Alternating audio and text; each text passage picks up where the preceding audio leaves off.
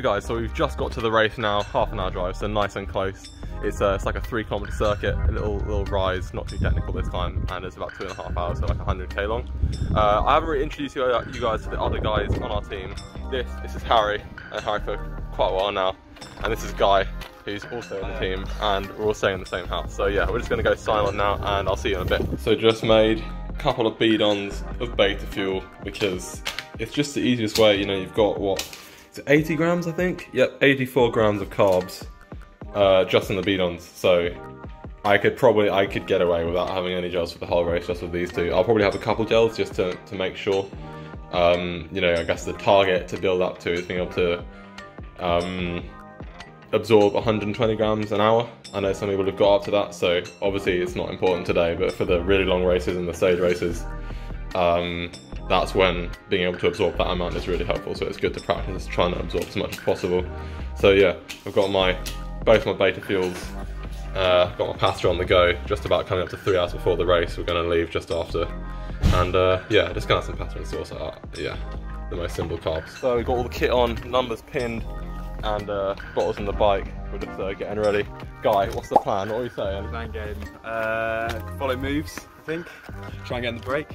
Try and get in the break, follow moves. We told Christoph we're going to get 3 on the podium because we got 2 last time, so we have to do 1 better. So that's the plan. And yeah, I probably won't vlog before the start of the race, so you'll be seeing race footage from now. So on the start line, we had all our guys at the front, because that's how you make your presence known in a race like this. So yeah, we had like 4 or 5 guys posted, I think, in the race.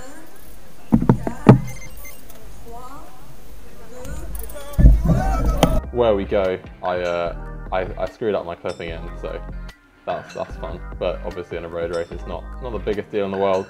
It wasn't too fast from the start, to be fair. This race sort of eased into it. And then the unthinkable happened. I couldn't die. I got caught tomorrow.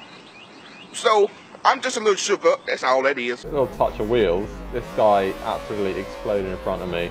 Guy on the right gets sent into the stratosphere. So yeah, my life flashed before my eyes. Then on the bottom corner, this guy, he's last of the late breakers. Is it the long way round? Norris goes the long way round on Norris. So here, Guy just got brought back from an attack. I thought I'd make the counter. No one came with me, surprisingly, and there was 1 guy up front. Obviously, it's fairly early in the race, so just wanted to keep it fairly steady, soft tapped across, and then we just sort of did a bit of a 2-up for a while. So, but still didn't really want to commit, you know, keeping it well within myself, because it's so early in the race, and just you don't really want to be 2-up for the whole race unless you're a TT god.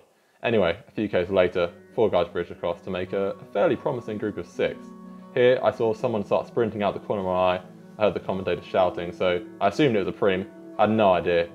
Obviously it's French, so I can't understand what they said at the start, but yeah, I think I picked up some preem points there. Anyway, a few guys bridged over here, and just trying to ride as efficiently as I possibly can, getting air as I possibly can, and just save as much energy as I can, because obviously it's all about how much you have at the end of the race. Here, you know, just riding out, look behind. It's really important to stay aware of where the groups are, how close they are, because you don't want to be taking turns if you're going to get caught. So here, even though I just took a turn, I was like, you need to keep rolling through, you need to keep the momentum, because it's really easy for a brake to stall like that, and then as attacks start coming, and it just slows everything down. Luckily here, Guy, Harry, he just spent a while bridging over, he finally made it across, so having a teammate in the move, that was pretty good. Another sprint here. At this point I still had no idea it was every 6 laps, but I assumed once again it was a sprint and managed to take maximum points on this one.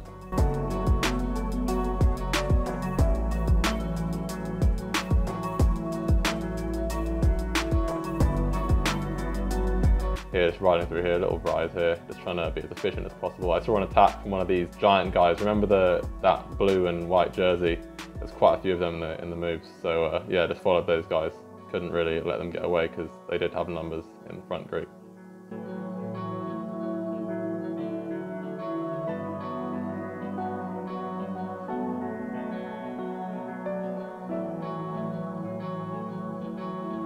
Halfway into the race, we had a little group of 4 going, you know, fairly promising. At this point it's hard to say that it's going to stick, but slightly more committed than I was earlier. Still 2 giant guys, but you know, we were all riding through fairly well. But as with a lot of these things, it still ended up coming back. At least the front group came back together. Another sprint here. Again, I'm just assuming it's a sprint. These guys might have just been attacking, but I assumed it was a preem, so time to do a max effort. So I think this one was a sprint. I'm not really sure. I think it was actually every 6 laps. So this being lap 15, it might not have even been a preem. Anyway, I sprinted and yeah. A few more guys bridged across. I think another group came across to us. So it made the front group fairly big at this point. These giant guys, they had another guy go off the road in a group of 3. I couldn't really let that go. So just started bringing that back because I couldn't risk it ballooning out too much. And it was fairly small at this point, so just a little effort to close it down. This guy made it a little bit easier, so yeah, it wasn't really a big deal in the end. And then I realised these 4 guys on the same team, it's going to be a problem.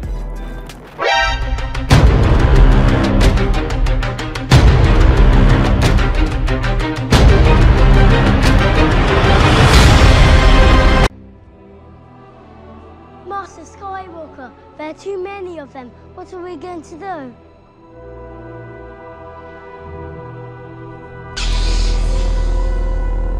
So, you know, we're still rolling through. They're definitely rolling through because obviously this is a pretty good situation for them. But the front group did swell quite a lot to the point where you could almost argue it was a peloton. But there was an even bigger peloton further back. So, yeah, the break was still pulling through. I took that as an opportunity to rest up a little bit. At this point, there was another group of 3 with another giant guy up the road. This guy pulls a turn, I pull a turn, I see a giant guy on my wheel, so I just commit to dragging it back. I don't want to start attacking because they'll just follow it, and yeah, I don't really, it's just not gonna, it's gonna slow everything down. So I just go at a tempo that's a bit more sustainable and try and bring it back a bit more slowly. At this point, I realised that wasn't the best idea. I flicked the over to peel off and then pulled the 900 IQ play and start riding hard again. And the guy doesn't actually follow me, so that somehow managed to get a gap there, but a different of the giant guys. He snapped onto my wheel, so he was on my wheel and I was bridging across to the group out front, and obviously he's not going to take a turn, so yeah, that was basically a solo bridge for a little while.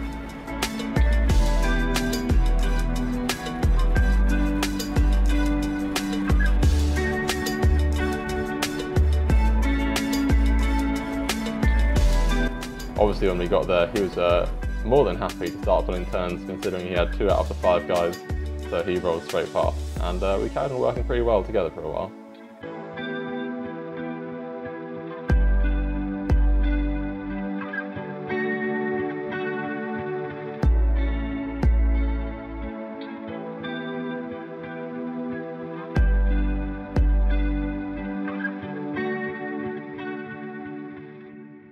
So 2 laps to go, another one of their teammates had bridged across, so that made it 3 of them in the front group. And yeah, nearly ran into the back of the commissaire's car because he just decided to slow it down on that narrow section, which wasn't great, but it's all Gucci. Yeah, at this point I wasn't really exactly sure what I was going to do to go against the 3 of those guys, but I was still trying to ride as efficiently as possible, going aero.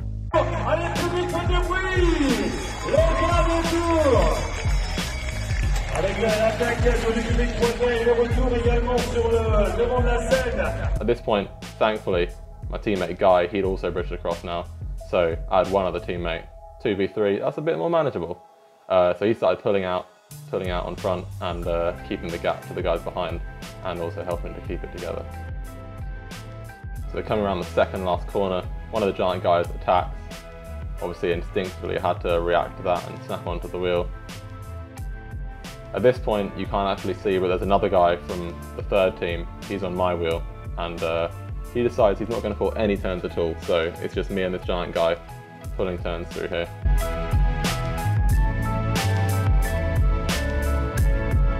At this point it's about 2 kilometers to go. We're both pulling turns. The giant guy, he's looking around at one point, he starts shouting at the guy behind. So do I, to be fair. We're both shouting at the guy behind. He poker faces the whole thing, doesn't give a crap. So he's got his own plan. We just keep pulling through because I guess we're both confident that he's not going to be too much of an issue. Here's the guy turning around shouting at the guy. I just carry on riding. Zone 3 is not too bad. 1 kilometer to go, just coming down this hill into the hairpin corner. And I look back, the other guys from the original break are pretty close to us at this point, but the guy who was sitting on our wheel, he attacks out of this corner up the hill.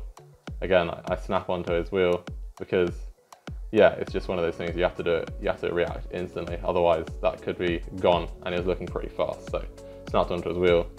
He sort of, yeah, he pulled a decent turn up the hill, and then I whacked him. So yeah, I tapped him at just over the top, or approaching the top as it sort of turns into a false flat. 500 meters to go, and at this point it's basically just a max effort, just to try and hold it to the line. I look back and I've still got a fairly good gap. The giant guys are now chasing on the front, and yeah, there's not really much else to add to this one. Just get an aero and pedaling as fast as I can.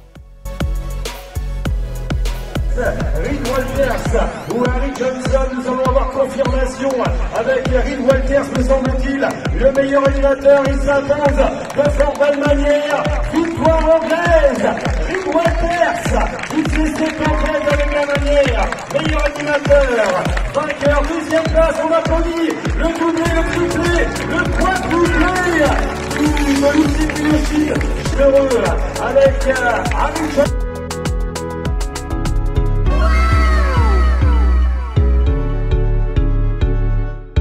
Three giant guys came second, third and fourth, which was a bit of a flex for me. Pretty happy with that. The trophy was massive. It was actually ridiculous.